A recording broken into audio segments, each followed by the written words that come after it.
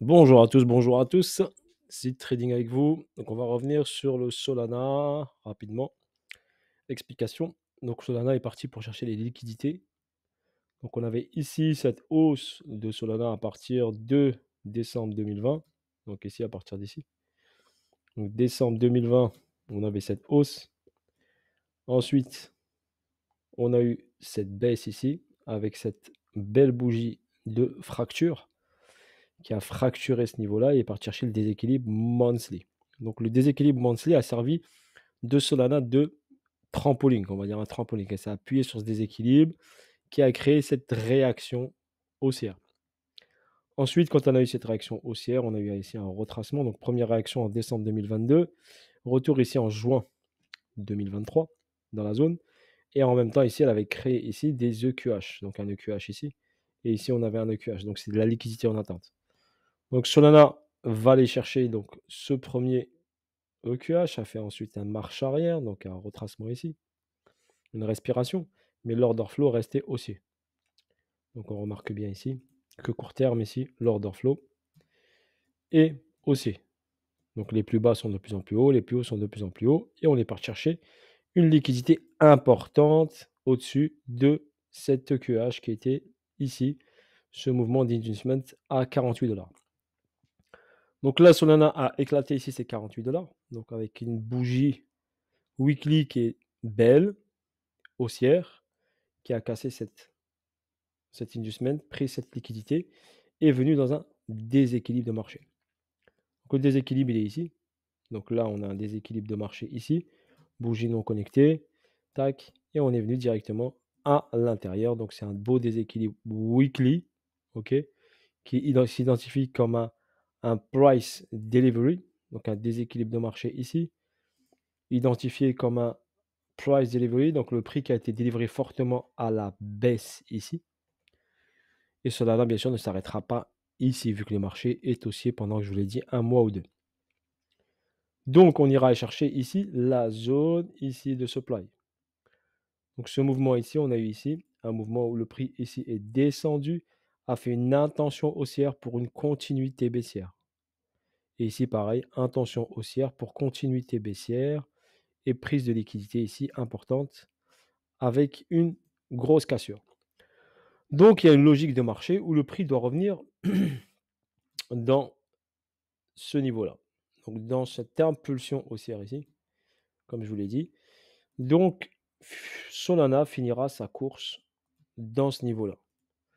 Donc, entre 78$ et 143$. Donc, si on calcule bien cette hausse ici par rapport au plus bas, donc difficile d'avoir pris ici le plus bas ici. Mais si vous êtes rentré par exemple ici, vous avez 1 fois 8, ok, sauf si vous êtes rentré bien sûr sur la partie ici basse ici, vous avez 1 fois 13 environ, entre fois 10 et fois 13. Donc si on percute ici, donc vers le haut ici, donc pour l'instant, rentrer ici en FOMO, ici, il n'y a pas beaucoup de pourcentage à prendre. Donc on est déjà à 57$. Si on va chercher la zone ici, vous ferez 72%, voire 80%. Donc si vous n'avez pas pris le trade de Solana, pour moi, ça ne sert à rien de rentrer dans ce mouvement haussier. Sauf si vraiment il fait un beau retracement et ensuite il remonte. Mais vu l'intention haussière, 1, 2, 3, 4 bougies weekly, je pense que le retracement peut être que petit, aller revenir peut-être sur les 48, voire 44$ pour repartir vers le haut au maximum. Mais l'intention est haussière, donc je ne le vois pas faire marche arrière pour l'instant, tant qu'il n'est pas venu dans cette zone-là. OK? Mais on n'oublie pas, donc après ça c'est mon point de vue, vous n'êtes pas obligé d'être avec moi. Moi personnellement, je n'irai jamais chercher tout le monde avec Solana ici. Car l'intention ici pour l'instant, elle est mouvement, il est baissier. Low, high. D'accord? Donc la dynamique ici pour l'instant, court terme, d'accord, est haussière, oui, pour aller chercher une zone. Mais ici, on est toujours baissier. Donc, il faut faire attention à ça. Le mouvement est toujours baissier, mais on va venir bien sûr faire un beau setup de buy. Donc, ceux qui sont rentrés ici, ils vont prendre un x10, x12, qui est pas mal comme performance. Voilà, après, c'est à vous de voir. Si vous voulez garder, viser la TH, ça, c'est votre problème, c'est votre portefeuille, votre engagement, pas le mien. Voilà, donc moi, je peux vous dire juste techniquement ce que le prix doit aller chercher comme palier.